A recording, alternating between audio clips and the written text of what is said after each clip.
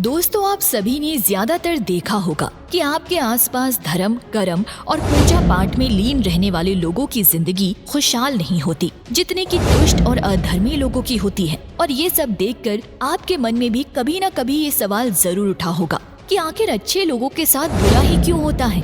परंतु आज के समय में अधिकतर लोग इस रहस्य के बारे में नहीं जानते, जिसका सबसे बड़ा कारण है कि वे धर्म ग्रंथों को सही से पढ़ते नहीं या फिर उसमें लिखी बातों पर विश्वास नहीं करते। आज के इस वीडियो में हम आपको बताएंगे कि आखिर अच्छे लोगों के साथ हमेशा बुरा ही क्यों होता है, जिसका वर्णन भगवत गीता में भगवान कृष्ण ने विस्तार से किया है। तो चलिए बिना किसी देरी के आज की ये वीडियो शुरू करते हैं। दोस्तों, धर्म ग्रंथों में भागवत गीता एक ऐसा धर्म ग्रंथ है जिसमें मनुष्य के मन में उठने वाले हर प्रश्न का हल विस्तार से बताया गया है।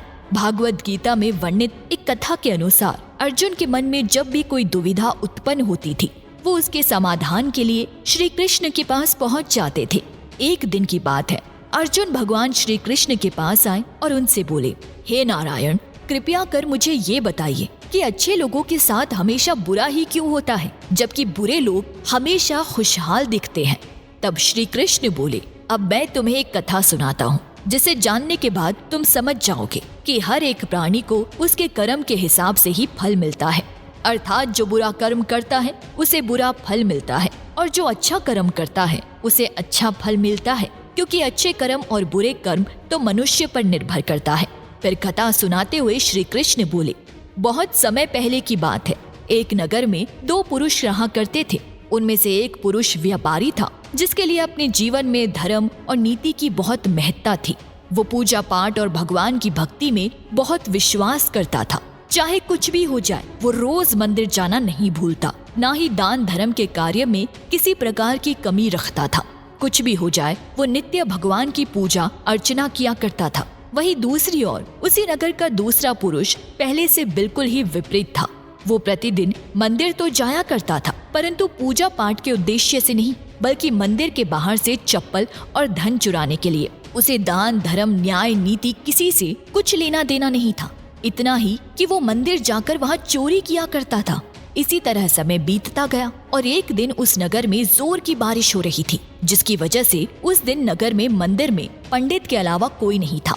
ये बात जब दूसरे पुरुष को पता चली तो उसके मन में ख्याल आया, अभी सही मौका है मंदिर के धन को चुराने का, और वो बारिश में ही मंदिर पहुंच गया। मंदिर पहुंचकर उस बुरे व्यक्ति ने पंडित से नजर बचाते हुए मंदिर में मौजूद सारे धनु जेवरात चुरा लिए और बड़ी प्रसन्नता से वहां से निकल गया। उसी समय धर्म कर्म में विश्वास करने वाला व्यापारी भी मंदिर पहुंचा और भगवान के दर्शन किए, परंतु दुर्भाग्य से मंदिर का पुजारी उस भले व्यापारी को ही चोर समझ बैठा और शोर मचाने लगा। शोर सुनकर मंदिर में लोगों की भीड़ जमा हो गई और सभी लोग उस भले व्यापारी को ही चोर समझ बैठे और उसे अपमानित करने लगे। ये देखकर वो भला व्यक्ति हैरान हो गया और उसे समझ नहीं आ रहा था कि उसके साथ क्या हो रहा है।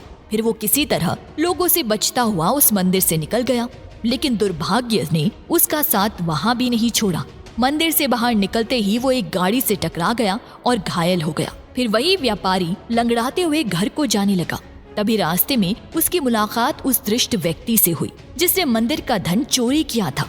मैं झूमता नाचता हुआ जोर जोर से बोलते हुए जा रहा था कि आज तो मेरी किस्मत ही चमक गई, एक साथ वो भी इतना सारा धन मिल गया। जब व्यापारी ने उस दुष्ट आदमी की ये बातें सुनी तो उसे बहुत हैरानी हुई और क्रोधित होकर उसने अपने घर जाते ही भगवान की सारी फोटो निकाल कर फेंक दी और भगवान से नाराज होते हुए अपना जीवन व्यतीत करने लगा। उस समय पश्चात दोनों ही व्यक्तियों की मृत्यु हो गई और दोनों ही यमराज की सभा में पहुँचे। उस व्यापारी ने अपने बगल में उस दुष्ट व्यक्ति को खड़ा देख क्रोधित स्वर में यमराज से पूछ ही लिया कि मैं तो हमेशा अच्छे कर्म करता था, पूजा पाठ दान धर्म में विश्वास रखता था, जिसके बदले मुझे जीवन भर सिर्फ अपमान और दर्द ही मिला, और इस अधर्म करने वाले पापी व्यक्ति को नोटों से भरी पोटली, आखिर क्यों?